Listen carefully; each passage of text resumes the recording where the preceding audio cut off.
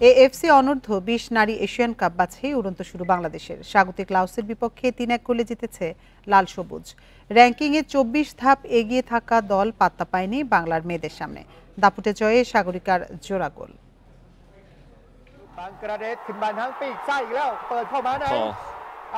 র্যাঙ্কিংয়ে অনেক এগিয়ে লাওস, অথচ ওদের মাঠে বাংলার মেয়েদের দাপট।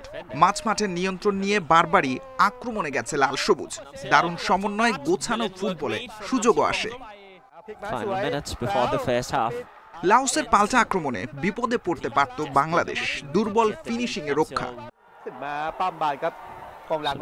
বা প্রান্ত দিয়ে আক্রমণে ধার ছিল, আবার একক প্রচেষ্টাও দেখা গেছে। দূরপাল্লার শটে প্রতিপক্ষকে কাঁপিয়েছে বাটলারের দল। ৩৫ মিনিটে প্রথম সাফল্য। কর্নার থেকে ডি বক্সে জটলায় সাগরিকার হেডে লক্ষ্যভেদ। লিড নিয়েই বিরতিতে যায় বাংলাদেশ। দ্বিতীয়ার্ধেও আধিপত্য ধরে রাখে লাল সবুজ। গোল পেতেও খুব বেশি দেরি হয়নি। নরবরে রক্ষণের ফায়দা নিয়ে মুনকির বাজিমাত।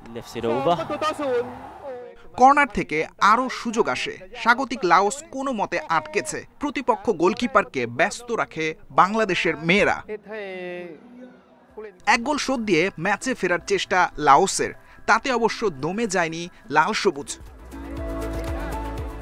উল্টো যোগ করার সময়ে স্পটলাইটে সাগরিকা। জোড়া পূর্ণ করে বাংলাদেশ সমর্থকদের আনন্দ দিয়েছেন এই ইনফর্ম স্ট্রাইকার।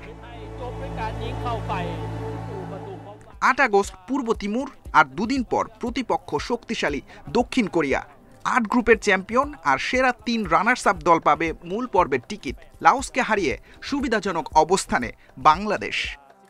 সাইদ সাদি, ইন্ডিপেন্ডেন্ট নিউজ।